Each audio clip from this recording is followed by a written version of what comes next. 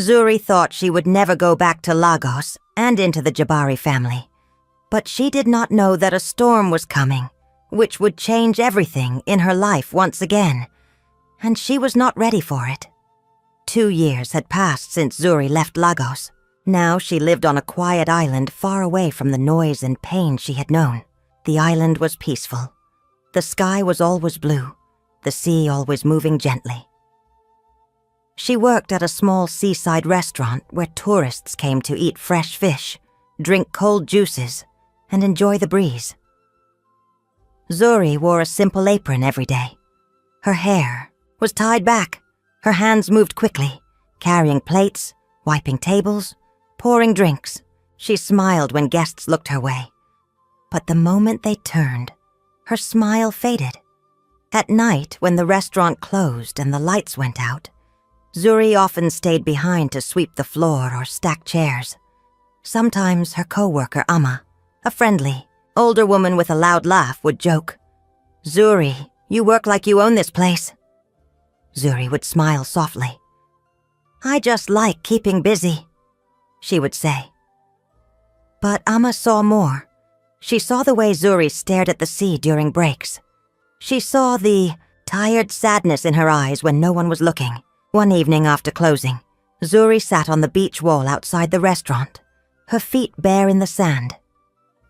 She held something tightly in her hand, a small necklace, simple silver, the one Jabari had once given her.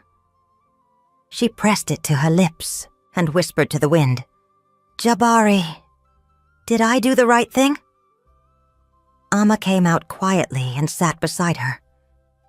"You think about him every night," she said gently. Zuri didn't deny it. "I left because of what his mother did," Zuri said. "But he never hurt me, not even once. And still, I left him behind." Amma nodded. "Maybe you were protecting yourself," she said. "Maybe you needed to heal. But love, real love, Zuri, it never dies that easy." Zuri didn't answer. She just stared at the waves, the necklace still in her hand. Her younger co-worker Kemi, playful and full of energy, joined them and tossed her sandals in the sand. "You two are so serious. Let's go dancing in the town square," she laughed. Zuri smiled. "Maybe next time." But even in that smile, a shadow remained. In the quiet of the island, with laughter all around and the sea whispering gently, Zuri still felt something missing. Not a house, not money. Just one man, one voice, one moment of peace with him. She had escaped the pain of a toxic family, but not the memory of love she never stopped feeling. And deep down she wondered if she was still running from something, or simply waiting to be found. 2 years later, back in Lagos, Jabari's life had changed completely. He now ran his father's company alone. But the Jabari everyone once knew, the cold, hard businessman, no longer existed. Now he treated his employees kindly and always listened. His eyes, once sharp and harsh, were gentle and understanding. He never married Adais, even though everyone expected him to. Adais eventually moved on, realizing Jabari's heart was somewhere else. Every week, Jabari visited his father's grave. He placed fresh flowers carefully, whispering words he wished he could have said while his father was alive. And he always brought flowers for Lami, Zuri's little sister, buried just beside his father. He'd sit quietly by their graves, thinking deeply about all that had happened. His mother, Mrs. Adeyemi, was in prison. After Zuri exposed her crimes, evidence piled up quickly. She had slowly poisoned her husband for years, and she'd planned the kidnapping that led to Lami's tragic death. Jabari visited her once, only once, and asked why. She had no answer, just tears of regret.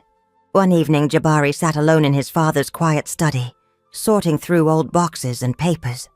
His heart was heavy, filled with thoughts of Zuri and the life they could have shared.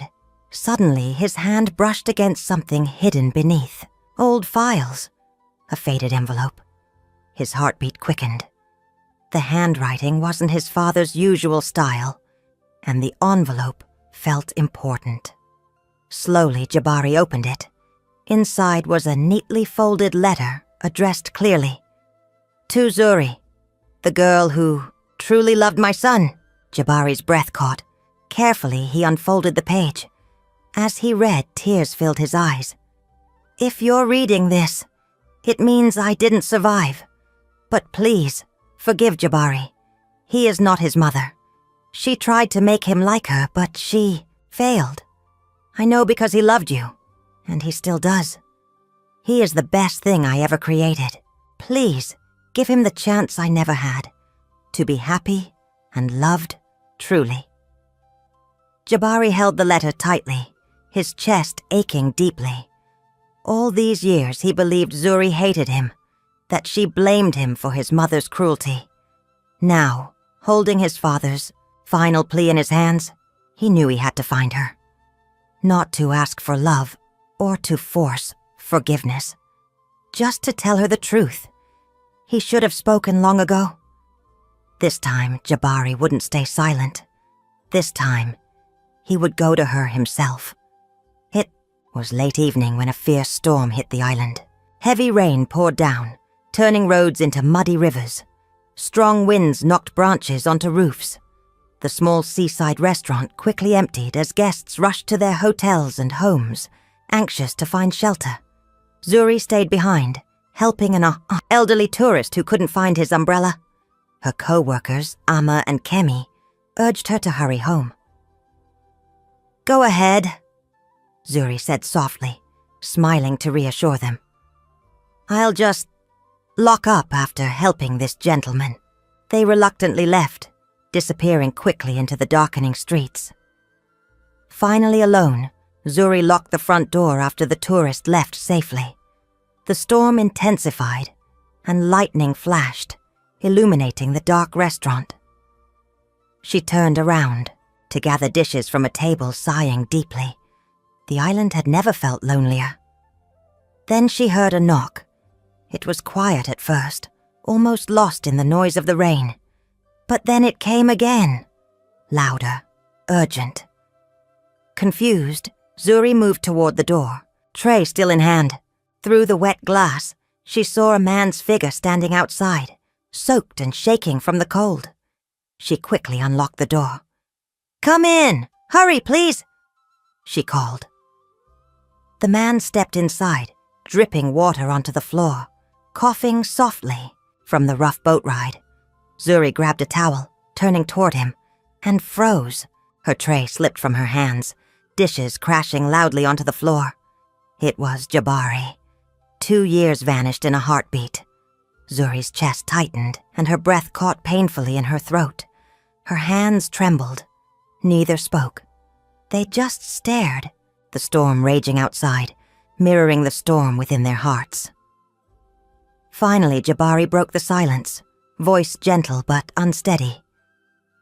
I came to say sorry. That's all. Zuri took a small step back, emotions overwhelming her. Sorry for what your mother did? She whispered, her voice shaking with hurt. He shook his head slowly, eyes full of sorrow. No. Sorry for not stopping her. Sorry for letting you walk away thinking you were alone. A loud clap of thunder echoed through the restaurant, but neither moved. Zuri's vision blurred. Her voice was barely audible. You think saying sorry will fix it? I lost everything because of your family. I lost my sister. I lost myself. He stepped forward slowly, cautiously, as if afraid she might vanish again. I know, he said softly, tears mixing with the rainwater on his face. I've spent 2 years living with the guilt, the shame. I didn't deserve you then, and maybe I still don't now. But Zuri, he paused, voice breaking, desperate to reach her. I never stopped thinking about you, not for a single day. The words cut through Zuri's defenses. Her carefully built walls finally collapsed. I hated you, she choked out, I hated you, and I loved you. I still do." The confession hung heavy in the air between them, raw and honest. Zuri's legs weakened, and she sank slowly onto a chair, crying openly now for the first time since leaving Lagos. All the pain, loneliness, and regret flowed out. Unstoppable, Jabari knelt beside her, gently placing a cautious hand on her shoulder. When she didn't pull away, he slowly wrapped his arms around her, holding her close, but carefully, as if she might break. No kiss was shared, no rushed promises spoken. Instead, they just stayed there, holding each other tightly, soaking in the sorrow, healing the deep wounds they had both carried alone for far too long. Outside, the storm still roared, fierce and powerful. But inside, two broken souls found calmness in each other's arms, finally beginning to mend. The next morning, the storm was gone. But its damage was everywhere. Trees had fallen, power lines were down, homes near the hills were buried under mud and stone. The peaceful island was now full of panic and pain. Zuri didn't stay in the restaurant that day. She tied her scarf, put on old sneakers, and joined a group of locals helping with rescue. Jabari came with her. He didn't say much, but wherever Zuri went, he followed, lifting, carrying, helping. Children cried, women searched for missing family. The air smelled of wet earth and smoke from broken wires. Zuri and Jabari moved, quickly, working side by side without speaking. She looked at him sometimes, seeing a man who was no longer proud or polished, just real, human, trying to make things right. Then, it happened. They were near a small school where volunteers were helping trapped children. A little boy stood crying beside a broken tree. Zuri shouted to him, "Come here, baby. It's not safe." But before he could move, the ground gave a loud crack. A massive branch, loosened by the storm, came crashing down. Zuri screamed. "Yeah!" A flash. Jabari lunged forward, grabbed the child, and pushed him out of the way, just as the tree fell. But he didn't move fast enough. The branch struck his back and side hard, throwing him to the ground. "Jabari!" Zuri cried, running to him. Blood soaked his shirt. His eyes were half open, dazed. "Get help!" she shouted. "Please, someone help us!" Two men rushed over and helped carry him to the nearest clinic. Zuri ran beside him the whole way, hands shaking, voice trembling. Inside the small hospital, doctors rushed him onto a bed. His breathing was shallow. Cuts lined his face. A nurse gave Zuri a chair beside him, but she didn't sit. She held his hand, tears falling freely now. "You saved that boy," she whispered. "But who will save me if you go?" She leaned closer, voice cracking. "Don't die. Please, don't die. You're the only person who ever saw me. Really saw me." Jabari opened his eyes weakly. He looked at her, not with pain but peace. His voice was barely a whisper. "Then let me see you forever." Zuri gasped softly. Her lips trembled. "I'm here," she whispered. "I'm not leaving. Doctors called for more bandages." The room filled with movement, but Zuri stayed still, holding his hand tighter, as if she could keep his soul from slipping away. She had once left him broken. Now she was the one keeping him alive, piece by piece, heartbeat by heartbeat. Outside, the sun was rising again, slowly drying the island's wounds. And inside, so was Zuri's heart. Jabari's recovery was slow, but steady. The clinic kept him for 2 nights before moving him to a quiet guest room above the restaurant. Zuri stayed with him every day. She changed his bandages, helped him sit up, and made sure he ate properly. At first, he protested. "You should, be resting too," he said. Zuri smiled softly, handing him warm soup. This time, I choose to stay," she whispered. As the days passed, something gentle returned between them. The silence was no longer filled with pain, but peace. They didn't rush anything. They talked about small things, the weather, the sea, the strange dreams Jabari had while on pain medicine. And they laughed. For the first time in years, Jabari laughed without holding back. His smile wasn't guarded. His heart wasn't hiding. One morning, Zuri pulled him gently into the kitchen. "Today you're learning island food," she said. Jabari raised an eyebrow. "Me? Cook?" She handed him a knife. "You owe me." He chopped vegetables awkwardly, making a mess. Zuri giggled like the girl she used to be. The sound made Jabari's chest ache in the best way. He looked at her while she stirred the pot and thought, this is what home feels like. Not a mansion, not wealth, just this. That evening, as the sun began to set, he asked her to walk with him. They walked slowly along the beach, the sand cool under their feet. The sky turned golden and orange, the waves gentle beside them. Zuri turned to say something, but stopped. Jabari had dropped to one knee, barefoot, holding something small in his palm. It was the old engagement ring, the one she had left on the bedside table 2 years ago. Her eyes widened, tears threatened to rise. Jabari looked up at her, his voice quiet but steady.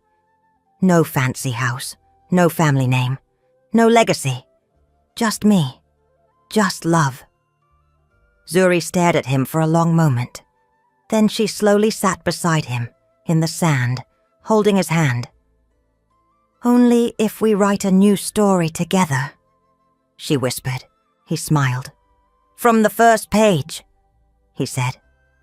They didn't rush back home. They just sat there, hand in hand, letting the sky turn from gold to deep blue. The world felt quiet, safe, full again. They stood up after a while and walked together, their fingers gently locked, their steps in rhythm. And in that moment, it wasn't about fixing the past. It was about choosing the future. "Hey, besties, this isn't part of the story. This is just me, talking to you.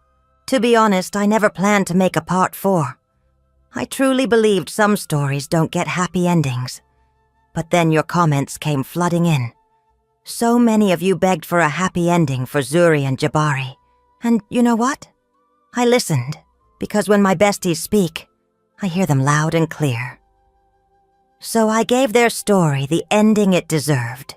If you enjoyed this final part, let me know in the comments by typing Besties for Life. Love you all.